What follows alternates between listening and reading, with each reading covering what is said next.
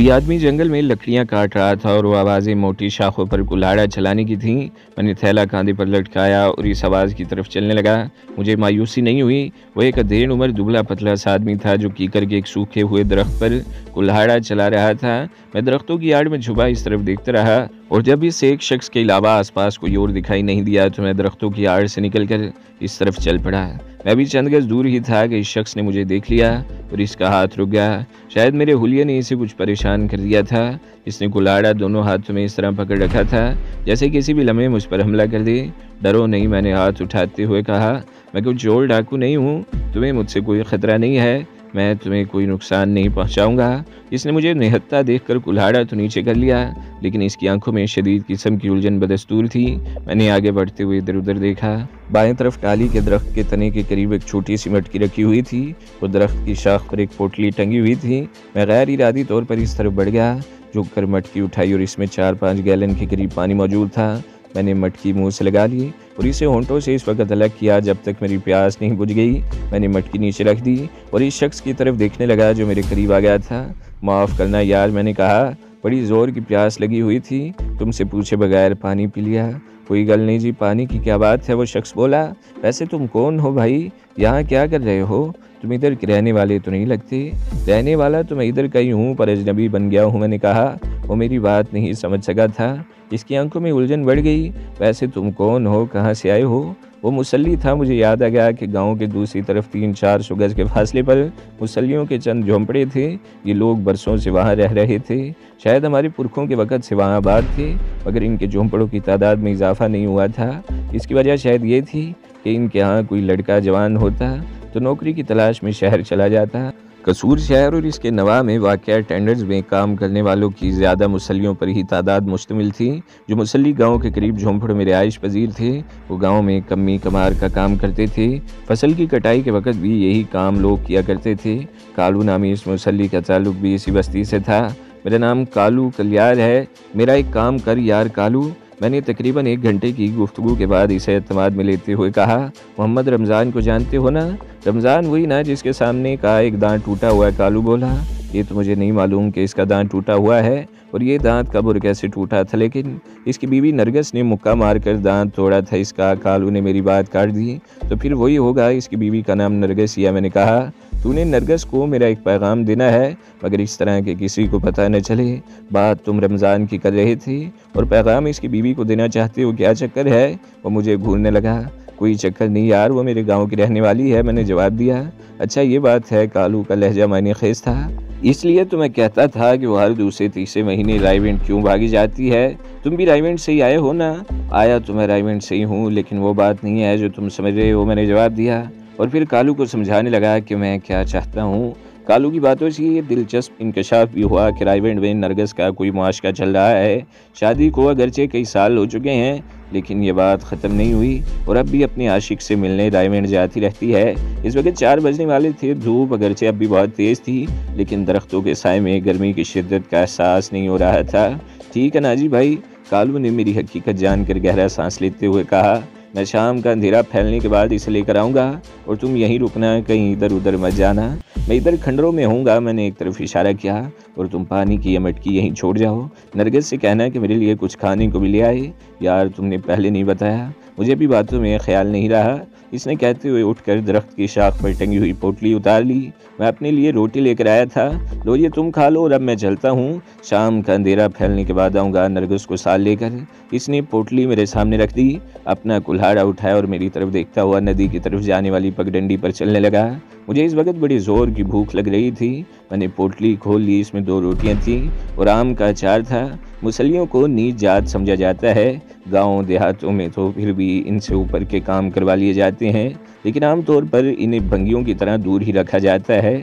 मेरे वालिद तो इन लोगों को घर में घुसने भी नहीं देते थे और मैं एक मुसल्ली के घर की पकी हुई रोटी खा रहा था। रोटी खाकर मैंने पानी पिया, कपड़ा वहीं दरख्त की एक शाख पर टांग दिया और मटकी उठाकर खंडरों में आ गए। कालू मुसल्ली को मैंने अपने बारे में बता दिया था कि बचपन में स्कूल न जाने पर बाप की मार खाकर एक रोज़ मैं घर से भाग गया था और अब मैं कई साल बाद आया हूँ, मगर फ़िलहाल गाँव वालों का सामना नहीं करना चाहता। कालू मुसल्ली ने इस तरह सर हिला दिया था जैसे इसने मेरी कहानी पर यकीन कर लिया हो। लेकिन मेरे ख्याल में वो इतना बेवकूफ़ नहीं था। मैंने अपना नाम बता दिया था, मगर ये नहीं बताया था कि मैं गांव के मस्जिद के पेश इमाम का बेटा हूँ। लेकिन मेरे ख्याल में ये ना बताने से कोई फ़र्क नहीं पड़ता।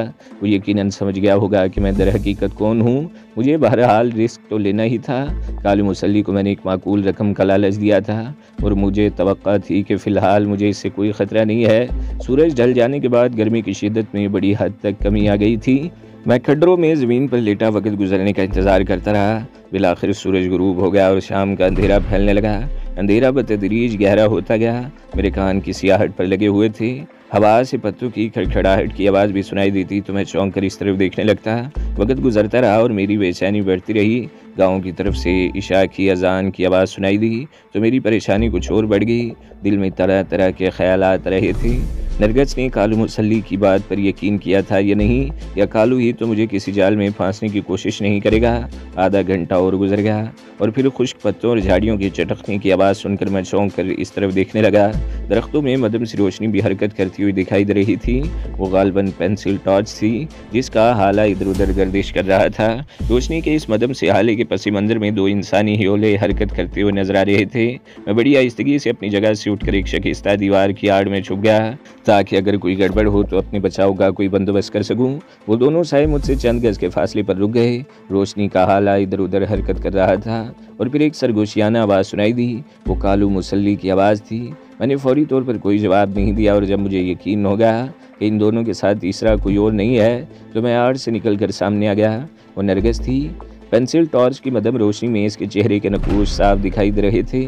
मैंने अगरचे इसे तवील अरसे के बाद देखा था, लेकिन इसे पहचानने में कोई दुश्वारी पेश नहीं आई थी। वो ज़रा भी नहीं बदली थी, लेकिन मुझे देखकर वो चौंके बगैर नहीं रह सकी।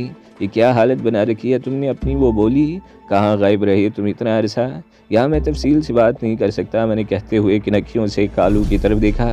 मैं फ़िलहाल गाँव की नज़रों में नहीं आना चाहता। कोई ऐसी जगह जहाँ एक दो दिन। हाँ, ऐसी जगह है, चलो मेरे साथ। इसने मेरी बात काट दी। हम तीनों टॉर्च की रोशनी में जंगल से बाहर निकल आए। नदी की पुलिया पार करके नरगिस रुक गई। कालू, तुम अपने घर जाओ, मैं कल तुमसे मिलूंगी और किसी को पता न चले। फिक्र ही ना करो नरगिस बीबी, कालू ने इसकी बात काट दी।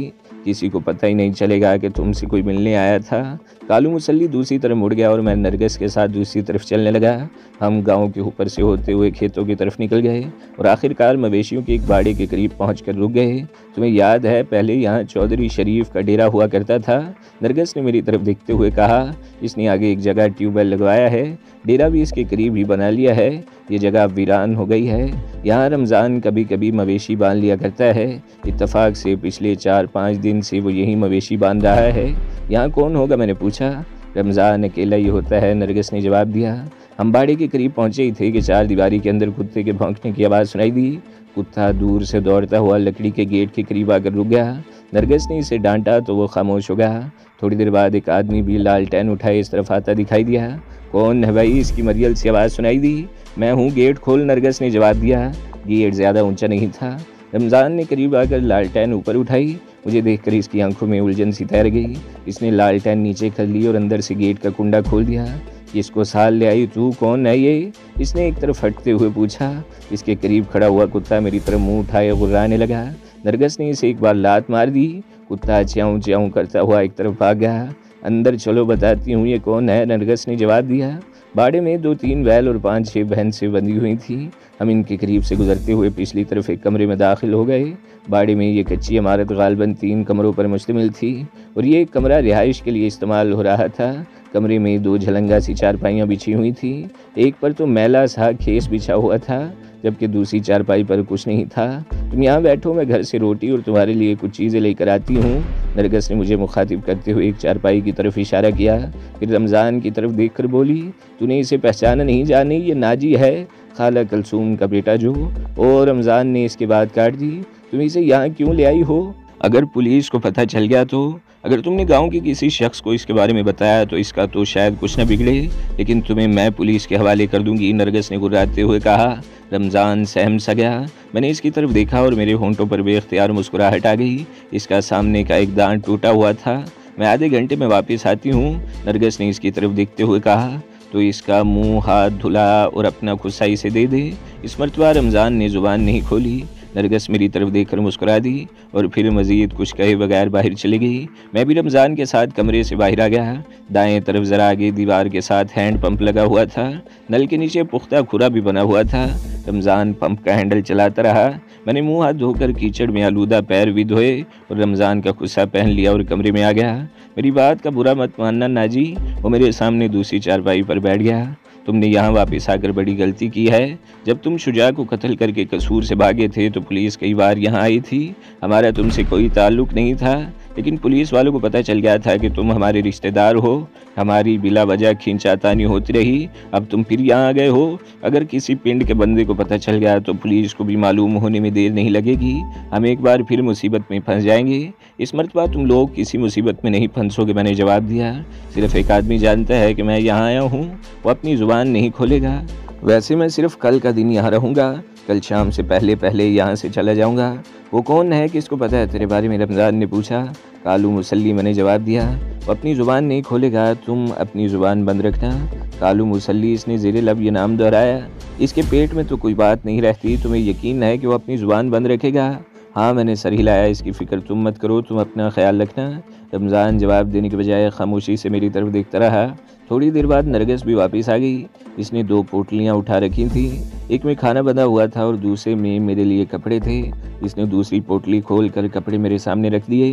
शलवार और कुर्ता था और ये गालबन रमज़ान के कपड़ों में सबसे बेहतरीन जोड़ा था जो वो मेरे लिए साथ लेकर आई थी। इन कपड़ों के साथ एक खुस्सा भी था जो कदरे नया था। पहले रोटी खा ले फिर कपड़े बदल लेना, नरगिस कहते हुए दूसरी पोटली खोलने लगी। गाँव देहातों में आमतौर पर शाम होते ही खाना वगैरह खा लिया जाता है। नरगिस और रमज़ान भी खाना खा चुके थे। रमज़ान तो रोटी खाकर यहाँ बाड़ी में आ गया और इसके थोड़ी देर बाद नरगिस को मेरा पैगाम मिला था। इसके कहने के मुताबिक कालू अगर इसे मेरा नाम न बताता तो वो इसके साथ कभी भी रात के वक्त जंगल की तरफ न जाती। कालू के बारे में मेरा अंदाज़ा दुरुस्त निकला था। नरगिस पहले तो मेरे नाम से कुछ नहीं समझ सकी थी, लेकिन कालू से यहाँ तक बता दिया था कि मैं किसका बेटा हूँ और इससे यानी नरगिस से मेरा क्या रिश्ता है। ये जानने के बाद ही वो कालू के साथ जंगल की तरफ गई थी। मैं खाना खाता रहा और वो दोनों दूसरी चारपाई पर बैठे मेरी तरफ देखते रहे। रमज़ान के बारे में तो मैं पहले भी जानता था कि वो बीवी से दबता था, लेकिन अब तो सूरत हाल दबने की हद से भी बहुत आगे की थी। वो इस तरह सहमा हुआ था जैसे चूहा बिल्ली को देखकर सहम जाता है। मैंने खाना खा लिया तो नरगिस ने बर्तन समेट कर पोटली बांध दी और इसे रमज़ान की तरफ बढ़ाते हुए बोली, ये बर्तन घर छोड़ा, चाबी मैंने बकरियों की शेड वाले ताकचे में रख दी है और सुन, तेरी ज़ुबान पर ताला लगा रहना चाहिए। पिंड का कोई बंदा मिल जाए तो इसे ये बताने की ज़रूरत नहीं कि मैं कहाँ हूँ और हमसे मिलने कौन आया है। रमज़ान उलझी हुई नज़रों से कभी नरगिस और कभी मेरी तरफ देखता रहा। सुना नहीं मैंने क्या कहा, नरगिस घुर्राई। रमज़ान ने जल्दी से आगे बढ़कर पोटली उठाई और सहमी हुई नज़रों से नरगिस की तरफ देखते हुए बोला, मगर कालू मुसल्ली इसके बारे में जानता है, वो इसकी तो फिक्र न कर। नरगिस ने कहा, और देख, वापस आने में जल्दी मत करना, आराम से आना, मगर गुलाम की हट्टी पर जाकर मत बैठ जाना, कोई बात तुम्हारे मुंह से निकल जाएगी। रमज़ान घूरती हुई नज़रों से मेरी तरफ देखता हुआ कमरे से निकल गया। नरगिस भी इसके पीछे ही गई। वो बाहर वाला लकड़ी का गेट बंद करके वापस आ गई और मेरी ही चारपाई पर मेरे सामने बैठ गई। मैंने पहली मरतबा गौर से इसकी तरफ देखा। यहाँ से जाकर इसने अपने कपड़े भी तब्दील कर लिए थे। चंद साल पहले जब वो ब्याह कर इस गाँव में आई थी तो इसकी उम्र 23-24 साल की थी। उम्र में 5-6 साल के इजाफे ने इस पर कोई मनफी असर नहीं डाला था, बल्कि वो पहले से ज़्यादा जवान और भरपूर औरत लग रही थी। आप बता, तो इतना अरसा कहाँ गायब रहा? इसने मेरी तरफ देखते हुए कहा, सुना था लाहौर में भी पुलिस तेरे पीछे लगी रही और शुजा की बीवी रज़िया तुम्हें वहाँ भी मिल गई थी, जिसके साथ तो ऐश करता रहा और फिर इसे मुल्तान के एक होटल में छड़ के गायब हो गया। और मैं चौंक गया। शहर से मिलो दूर इस छोटी सी बस्ती में रहने वाली औरत की मालूमात इतनी वसी हो सकती हैं, मैं तो सोच भी नहीं सकता था। तुझे ये सब कुछ कैसे पता चला? मैं कसूर तो जाती रहती हूँ और तुम गुलाम अली को तो जानते हो, हमारा रिश्तेदार ही होता है। वहाँ इसकी मनियारी की दुकान है, इससे मुझे तेरे बारे में मालूम हो जाता था। वैसे मैं रज़िया को भी जानती हूँ, 2 महीने पहले इससे मुलाकात हुई थी, इसने भी मुझे सब कुछ बता दिया था।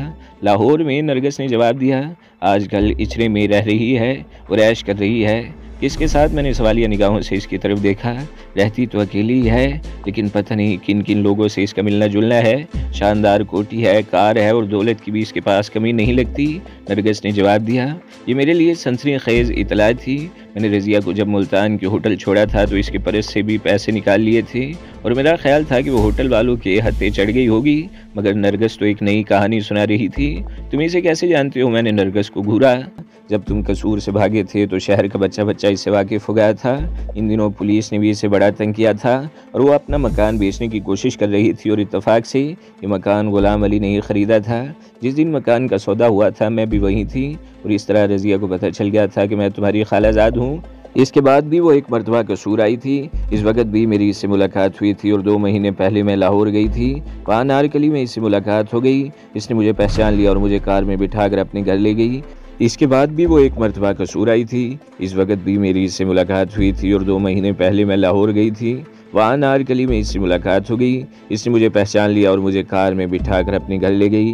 मैं 2 दिन इसके पास रही थी। इस वक्त तेरे बारे में इसने सब कुछ बताया था कि तुम किस तरह इसे मुल्तान के होटल में छोड़कर गायब हो गए और वहीं से मेरी बर्बादी शुरू हो गई। मैंने इसके खामोश होने पर कहा। इसके 2-3 रोज़ बाद मुझे अगवा करके हिंदुस्तान पहुँचा दिया गया और वहाँ जो कुछ मेरे साथ हुआ और वो बयान करने के लिए कई रोज़ दरकार हैं। पिछली रात मैं न जाने किस तरह सरहद पार करके यहाँ पहुँचा हूँ। मेरी टांग में गोली भी लगी है और तकलीफ़ अब तक बर्दाश्त कर रहा हूँ। मैंने इसे अपनी पिंडली का ज़ख्म भी दिखाया। तूने पहले क्यों नहीं बताया? ज़ख्म पर पट्टी बांध देती, नरगिस बोली। मैंने तो बड़े ज़ख्म खाए हैं, ये तो बड़ी मामूली सी खराश है, खुद ही ठीक हो जाएगी। मैंने जवाब दिया और चंद लम्हों की खामोशी के बाद बोला, मैंने सुना है कि मेरे जाने के बाद पुलिस तुम लोगों को भी परेशान करती रही है, लेकिन आज मेरा पैगाम मिलते ही तुम फ़ौरन ही मुझसे मिलने क्यों चली आई? पिछले हालात को देखते हुए तुम्हें तो मिलने से इनकार कर देना चाहिए था। मैं तो इस ज़माने में भी तुझसे मिलना चाहती थी, नरगिस ने जवाब दिया। इसके बाद 1-2 मरतबा रज़िया से मुलाकात हुई और फिर 2 महीने पहले रज़िया ने तेरे बारे में बताया तो दिल में कुछ और शौक़ पैदा हुआ, लेकिन फिर सोचा कि मेरा ये ख्वाब कभी पूरा न हुआ। आज कालू मुसल्ली ने तेरे बारे में बताया तो मुझे यकीन नहीं आ रहा था। मैं तो समझी थी कि शायद वो मुझे धोखे से जंगल में ले जाना चाहता है, इसलिए मैंने अपने लिबास में छुरी भी छुपा ली थी। बात करते हुए इसके होंठों पर मुस्कुराहट आ गई। वैसे ये कालू मुसल्ली कैसा बंदा है? मैंने पूछा। बड़ा हरामी है, नरगिस ने मुस्कुराते हुए कहा, लेकिन वो तुम्हारे बारे में किसी के सामने ज़ुबान नहीं खोलेगा। ये चंद रोज़ पहले मैंने कालू मुसल्ली और जाने को मौलवी जी के घर में चोरी करते हुए रंगे हाथों पकड़ा था। रमज़ान यानी तुम्हारा शौहर? मेरे लहजे में हैरत हुई। हाँ, नरगिस के होंठों की मुस्कुराहट गहरी हो गई। ये जाना भी इन मुसल्लियों के साथ मिलकर चोरियां करता रहता है। ये इत्तेफाक है कि इस रात मैंने इन्हें पकड़ लिया। वो चंद लम्हों को खामोश हुई, फिर बोली, मौलवी साहब की बेटी की शादी होने वाली है। उस रोज़ घर के सब लोग कपड़ा लता खरीदने लाहौर गए थे। गाँव में एक और शादी की तैयारियां भी हो रही थी और मैं आधी रात के वक्त इस घर से वापस आ रही थी कि मौलवी जी के घर में टॉर्च की रोशनी दिखाई दी। इसने खामोश होकर गहरा सांस लिया, फिर बोली, ये अलग बात है कि मैंने किसी तरह हिम्मत से काम लेकर इन्हें ललकारा और कालू मुसल्ली मेरे हाथ आ गया। मैंने इसके चेहरे से ढाटा उतार लिया और दूसरा आदमी भाग गया, मगर कालू मुसल्ली ने बताया कि वह जाना है। अगर मैंने कालू को लोगों के हवाले किया तो रमज़ान भी नहीं बच सकेगा। मैंने इसे भी छोड़ दिया और जो चीज़ें वो चोरी करके ले जा रहे थे वो वापस रखवा दी। बहरहाल इस तरह ये दोनों मेरे काबू में आ गए, इसलिए रमज़ान तुमसे दबा हुआ है। मैंने कहा, सिर्फ यही वजह नहीं इसके दबने की? नरगिस ने कहा, मेरी शादी को 5-6 साल हो चुके हैं, लेकिन आज भी मैं इसी तरह प्यासी हूँ जिस तरह इसके घर में आई थी। ओ, मैंने इसके चेहरे की तरफ देखा। इसने ये बात बड़ी बेबाकी से कह दी थी, लेकिन फिर नज़रें झुका ली। तो फिर तुम इसे छोड़ क्यों नहीं देती? कहीं और ब्याह कर लो इससे तलाक लेकर। मेरे माँ प्यो सब कुछ जानते हैं, लेकिन इनका कहना है कि अगर मैं तलाक का लफ्ज़ भी ज़ुबान पर लाई तो मुझ पर अपने घर के दरवाजे बंद कर देंगे। तुम्हारे लिए तो कई रास्ते दरवाजे खुल सकते हैं। मैंने एक बार फिर इसके चेहरे की तरफ नज़र जमाते हुए कहा। इस मरतबा इसकी नज़रें नहीं झुकी, बल्कि आंखों में एक अजीब सी चमक उभर आई। कोई मेरा साथ देने वाला तो हो, वो बोली। चौधरानी को भी ये बात मालूम है। वो तो कहती है कि ससुराल में लड़की की डोली आई है और जनाजा निकलता है, मगर अगर मैं साथ दूं तो? मैंने सवालिया निगाहों से इसकी तरफ देखा और इसका हाथ पकड़ लिया। इसीलिए तो मैं तेरा संदेशा मिलते ही दौड़ी आई थी, नरगिस ने जवाब दिया। जाने से मायूस होने के बाद मैं अगर चाहती तो पिंड के किसी भी मर्द को अपने पैर चाटने पर मजबूर कर सकती थी या किसी के साथ भाग सकती थी, मगर मैंने ऐसा नहीं किया। लेकिन अब मेरी नीयत डामाडोल होने लगी है। तुम मेरे अपने हो, तुमसे एक रिश्ता तो है, खून का रिश्ता। मैं तो आज भी इसी तरह कंवारी हूँ जिस तरह इस घर में आई थी। मैं तो, मेरी नज़रें इसके चेहरे पर मरकूज थीं और मैं इसके हाथ को अपने हाथ में लिए हुए होले होले दबा रहा था। इसकी आंखों में सुर्खी के डोरे तैरने लगे। मैंने आहिस्तगी से इसे अपनी तरफ खींचा तो वो पके हुए फल की तरह मेरी झोली में गिर गई और फिर मुझे भी होश नहीं रहा। नरगिस बेसुध सी पड़ी गहरे गहरे सांस ले रही थी। इसकी प्यास शायद बुझ गई थी, मगर मेरा हलक खुश्क हो गया था। मैंने बाहर जाकर हैंड पंप से पानी पिया। कुछ देर ताज़ा हवा में खड़ा गहरे गहरे सांस लेता रहा और फिर कमरे में आ गया। नरगिस अब भी चारपाई पर पड़ी गहरे गहरे सांस ले रही थी। इसने आंखें खोल कर मेरी तरफ देखा। इसके होंठों पर मुस्कुराहट आ गई। इसके 15-20 मिनट बाद हम दोनों एक बार फिर आमने सामने बैठे बातें कर रहे थे। तो दोस्तों, अगली किस्त सुनने के लिए हमारे चैनल को ज़रूर सब्सक्राइब करें, वीडियो को लाइक करें और बेल के आइकन पर भी क्लिक कर दें, ताकि हर जो आने वाली वीडियोज़ हैं वो आपको सबसे पहले मिलती रहें।